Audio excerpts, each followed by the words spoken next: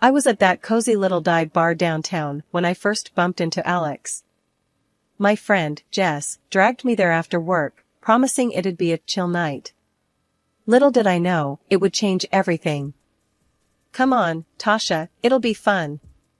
Plus, you need to get out more," Jess had insisted, her arm looped through mine as we navigated through the crowded space, filled with the hum of conversations and the occasional clink of glasses.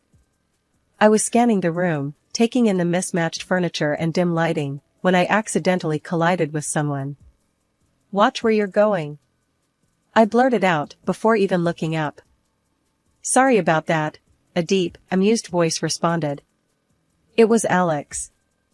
His apology came with a grin that, despite my irritation, I found disarmingly charming. Jess, ever the social butterfly, jumped in. "Oh, hey Alex. Didn't know you hung out here too. This is my friend I've been telling you about." Alex extended his hand, still smiling. "Nice to meet you, I'm Alex. Seems like fate's got a funny way of introducing us." I shook his hand, feeling a weird mix of annoyance and curiosity. "I'm Tasha. I'm sure fate's got better things to do," I retorted, trying to match his casual demeanor. We found a table, and the night unfolded with laughter and stories. Alex worked as a manager at a car company, a job that seemed to suit his confident, easygoing nature. "You gotta roll with the punches, you know? Can't let the small stuff get you down," he said at one point, shrugging off a question about work stress. I talked about my job as a kindergarten teacher, how every day was a mix of chaos and joy. Kids are brutally honest, no filters whatsoever. "But it's refreshing, keeps you grounded," I explained. As the night wore on, I found myself drawn to Alex's straightforwardness and sense of humor. He didn't mince words, and neither did I. It was comfortable talking to him. "You two seem to hit it off," Jess teased, nudging me as Alex went to grab us another round of drinks. "I guess he's not too bad," I conceded, watching him navigate through the crowd with an ease that seemed to come naturally to him. When Alex returned, he handed me a beer, our fingers brushing slightly. "Thought you might like this one. It's my favorite." "Thanks," I said, taking a sip. It was good, actually. "So, what's a car company manager doing in a dive bar like this? Shouldn't you be at some fancy cocktail place?" Alex laughed, a genuine, hearty sound. "Nah, this is more my speed. Real people, real conversations. None of that pretentious crap." The night ended with promises to meet up again, no specifics, just a mutual understanding that we'd both like that. As Jess and I walked back to her car, she nudged me. "See? I told you it'd be fun." And we didn't disappoint her by getting married 6 months later. After 5 years of trying and failing to start a family, life decided to throw us another curveball. My father-in-law, the one person in Alex's family who'd always been kind to me, passed away. That left Eleanor, my mother-in-law, all alone in that big, creaky mansion of hers. Alex thought it'd be a good idea to move in with her. "It's the right thing to do," he'd said one night, trying to sound convincing. "She's all alone now, and we can save some money on rent." I wasn't buying it. "Live with Eleanor? Are you out of your mind? She's made it pretty clear she can't stand me," I shot back, frustration boiling over. Our apartment might have been cramped, but it was our space, free from judgmental glares and snide remarks about my inability to conceive. Alex sighed, running his hands through his hair. "I know it's not ideal, but she's my mom, and she needs us. Plus, we're barely scraping by as it is." I knew he was right about the money, but the thought of facing Eleanor's cold shoulder every day was like agreeing to live in a lion's den. "Fine," I finally agreed, "but the minute she starts in on me about not having kids, I'm not holding back." The day we moved in, Eleanor greeted us with a forced smile that didn't reach her eyes. "Welcome," she said, her voice as chilly as the drafty halls of the mansion. "I suppose we'll have to make do with each other." "Thanks, Mom. We really appreciate it," Alex replied, ever the diplomat. I just nodded, not trusting myself to speak. The first few weeks were tough. Eleanor made no secret of her displeasure at having me around. "You're doing it all wrong," she'd snipe as I tried to navigate my way around the kitchen or tidy up the living room. Her words were like barbs, each one a reminder that I was an outsider in her world. One evening, as I was attempting to make dinner, Eleanor came in, watching me like a hawk. "You're cutting the vegetables too big," she commented, her voice dripping with disdain. I clenched the knife a little tighter, my patience wearing thin. "Well, Eleanor, why don't you show me how it's done, then?" "Since you're the expert," I shot back, the words bitter on my tongue. She huffed, crossing her arms over her chest. "I shouldn't have to. A proper wife would know how to do these things." That was the last straw. "Look, I'm here because your son asked me to be, not because I enjoy your company. So, how about you back off and let me cook?" Eleanor looked taken aback, her mouth opening and closing like a fish out of water. For a moment, I thought she might actually apologize, but then she turned on her heel and left the kitchen, muttering something about ungrateful children. A few months into our living arrangement with Eleanor, Alex hit me with a bombshell over breakfast. "I've been thinking, maybe you should quit your job and stay home," he said, not meeting my eye. I almost choked on my coffee. "Quit my job? Why on earth would I do that?" He shuffled his feet, looking uncomfortable. "Well, with Mom's health and all, we need someone to take care of her. And the house. It's a lot, and hiring a nurse plus a housekeeper? That's gonna drain us dry." I was floored. "So, you want me to become what? A full-time maid and nurse?" The thought of leaving my job, the kids I taught, it felt like he was asking me to give up a part of myself. "It's not like that," Alex protested. "It's just temporary. Until we figure something else out." I spent days mulling over it, arguing back and forth. In the end, the financial logic won out, but it felt like defeat. "Fine, I'll do it. But this is temporary, right?" I said, the word temporary tasting bitter. Transitioning from a kindergarten teacher to a full-time housewife was rough. I missed the chaos of the classroom, the joy of seeing a child's eyes light up when they learned something new. Instead, I found myself knee-deep in laundry, dust, and the endless task of trying to please Eleanor. At first, Eleanor seemed to take a perverse pleasure in critiquing my every move. "You're not cleaning that right," she'd say, watching me struggle with the ancient vacuum cleaner that seemed to cough dust rather than collect it. Or during dinner, "This chicken is dry. Didn't your mother teach you how to cook?" I bit my tongue, reminding myself this was all temporary. But as the days turned into weeks, something shifted. Maybe it was the day Eleanor found me crying over a burnt casserole, or maybe she just got tired of eating poorly seasoned food, but she started to soften. "Here, let me show you how to make my meatloaf," she offered one day, her voice lacking its usual sharpness. Alex always loved it as a boy. Cooking with Eleanor was a revelation. Under her guidance, I started to actually enjoy it. We found common ground in the kitchen, of all places. I even began reading to her, newspapers at first, then novels. Our conversations grew, branching out from the mundane to the personal. I learned about Alex as a child, about my father-in-law, about the history of the family I'd married into. I thought Alex would be pleased to see his mother and me getting along. Instead, he seemed more distant. "That's great," he'd say, barely looking up from his phone when I told him about Eleanor's stories from his childhood, or the new recipe we'd mastered together. It was like he was there, but not really. "Don't you care that your mom and I are finally getting along?" I asked him one night, frustration boiling over. He looked up, surprised. "Of course, I do. It's just, work's been crazy. You know how it is." But I didn't, not really. Our worlds were drifting apart, him with his late nights, and me with my days filled with cleaning, cooking, and caring for Eleanor. His detachment stung, a reminder of the gap that had opened up between us, a gap that no amount of housework or caregiving seemed able to bridge. As time went on, I couldn't help but notice Alex's behavior changing. He started coming home later and later, always saying work was to blame. "It's just slammed at the office," he'd tell me, barely looking up from his dinner. It wasn't just the late nights, though. He began sleeping in the spare room, claiming he didn't want to disturb me with his restless nights.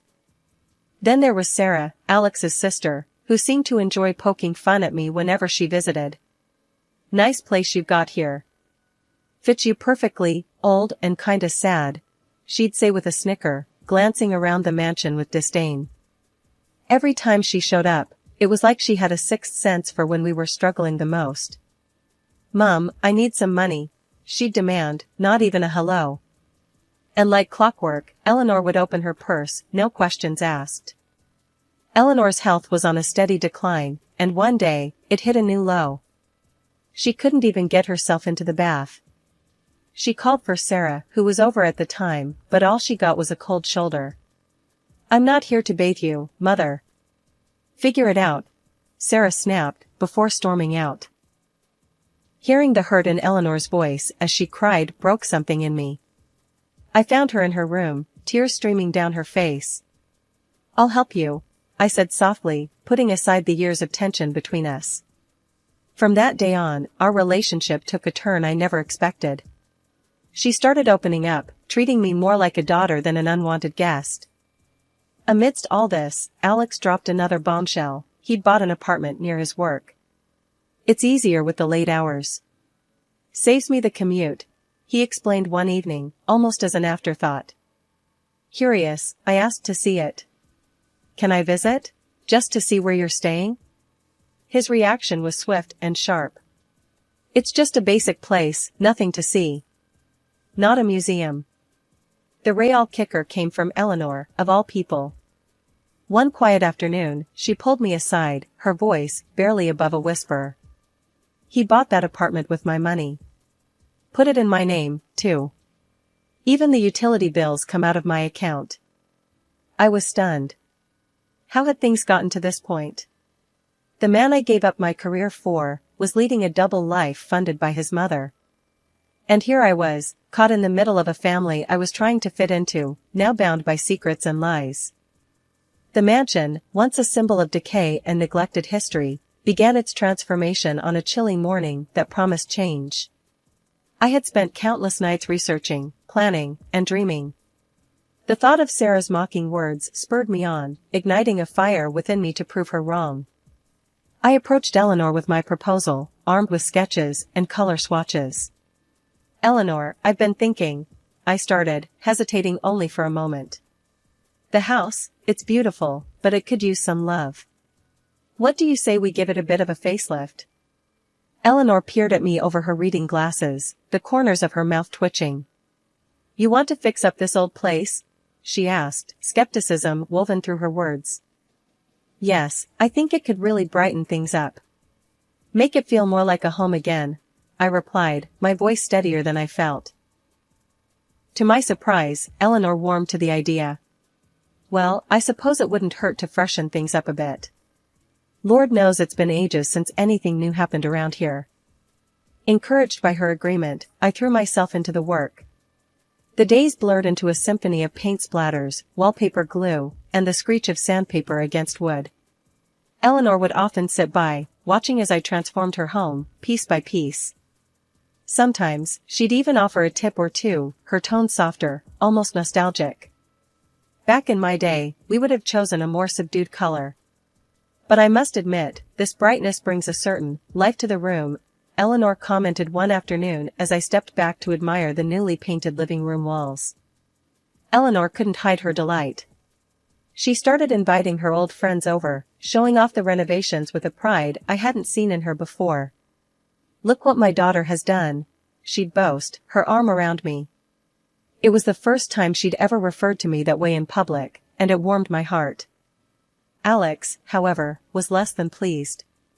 On one of his rare visits from his apartment, he walked around the house with a frown, inspecting my handiwork like a disapproving inspector. "What have you done to my house?" he finally exploded, anger in his voice. "You think you can just take over?" Before I could respond, Eleanor intervened. "This is still my house, and I say it's never looked better." She's done what none of us bothered to do for years, she declared, her voice sharp, leaving no room for argument. Alex's anger faltered under his mother's gaze, and without another word, he turned and left, the echo of his departure hanging heavy in the air. In the silence that followed, Eleanor turned to me, her expression softening. Don't mind him. He doesn't understand. But I do. Thank you. The mansion's transformation was more than just a change of scenery, it was a rebirth, for the house and for us. In repairing its walls, I had somehow begun to mend the fabric of our family, weaving Eleanor and me closer together. The day Eleanor fell ill, everything changed. The doctors said it was a stroke, and suddenly, the mansion felt more like a tomb than a home. I was there, every day, at the hospital, holding her hand, talking to her even when she couldn't respond. Alex? Sarah? They were nowhere to be seen. It was as if they couldn't be bothered, their own mother lying there, a shadow of her former self. When Eleanor finally came home, it was a bittersweet victory. She was bedridden, a mere whisper of the formidable woman she once was. That's when Alex and Sarah decided to show up, not out of concern, but greed. I overheard them one day, in the drawing room, voices low but greedy. The house should go to me, Alex was saying. I'm the eldest. It only makes sense. Sarah snorted. You think I'm just going to step aside? She promised me the jewelry, the antiques. I've got plans for those. Their mother, their own flesh and blood, was lying helpless, not 10 feet away, and here they were, divvying up her possessions like vultures circling a carcass. Fury boiled inside me. I stormed into the room, unable to hold back. How dare you? She's still here, still fighting, and this is how you honor her? By fighting over her things like she's already gone? They turned to me, surprise and irritation flashing in their eyes. This is family business, Alex snapped. Stay out of it. Sarah just sneered. What would you know about it? You're just the help. But I wasn't just the help. I was the one who stayed by Eleanor's side, the one who cared. So, I did what they couldn't. I took care of her, day and night. I learned how to do the exercises the physiotherapist recommended, gently coaxing her limbs to move. I massaged her stiff muscles, encouraging circulation, whispering encouragement as if my words could heal. And slowly, miraculously, Eleanor began to improve. First, it was a flicker of movement, then a mumbled word. Days turned into weeks, and she started eating on her own, taking shaky steps around her room. Alex and Sarah couldn't hide their disappointment, their greedy plans crumbling as Eleanor regained her strength. I don't understand, Alex muttered one day, watching his mother navigate the hallway with her walker. I thought the doctor said. They underestimated her. I cut in, not bothering to hide my disdain. Seems like you did, too. Eleanor, for her part, seemed to thrive on proving them wrong. With every step, every word, she reclaimed a piece of herself that had been lost to the stroke. And I, who had once felt like an outsider in this family, found a sense of purpose and belonging I hadn't known I was missing. And then the unexpected happened, a second stroke, and Eleanor passed away. The day of the funeral was draped in a somber gray, the sky mourning Eleanor as much as any of us. The service had just ended, the air still thick with grief and whispered condolences, when Alex made his entrance. Not alone, but with a woman clutching his arm and 2 young children in tow. The whispers grew louder, curiosity and shock mingling in the air. This is Marissa, my wife, and these are our kids, Alex introduced them, his voice devoid of the hesitation I'd expected. My world, already unsteady from loss, seemed to tilt further. Your wife? I echoed, the words bitter on my tongue. And you think you can just waltz back here and take over? Alex's gaze was defiant. This is my family's home. We belong here. Sarah's laughter cut through the tension. Looks like you're out, dear. Mum's money, the house, it's all going to be properly managed now. Their audacity left me reeling, but I was spared from responding by the arrival of the notary, a briefcase in hand. If I may, it's time to read Eleanor's will. We gathered in the living room, the very heart of the mansion Eleanor had loved so dearly. The air was thick with anticipation and, on my part, a sliver of hope. Alex and Sarah were smirking, confident in their victory, until the notary's words shattered their expectations. To my daughter-in-law, who has shown me more kindness and love than I could have ever expected, I leave my entire estate, including the mansion and all financial assets. The room went silent. Alex's face turned a shade of red I hadn't seen before, while Sarah's mouth hung open in disbelief. "This can't be right," Alex exploded. "She's manipulated everything." Sarah chimed in, her voice shrill. "You're nothing but a con artist." The notary, unfazed, pressed a button on a small device he'd pulled from his briefcase. Eleanor's voice filled the room, her image appearing on a screen. "I've made my decision with a clear mind," she said, looking directly into the camera. "My son and daughter have been absent, concerned more with what they could inherit than with me. But she has been by my side, caring, loving. She is my family." The video left Alex and Sarah speechless, their accusations dying on their lips. The revelation of Eleanor's true feelings, her acknowledgement of my loyalty and care, was a vindication I hadn't known I needed.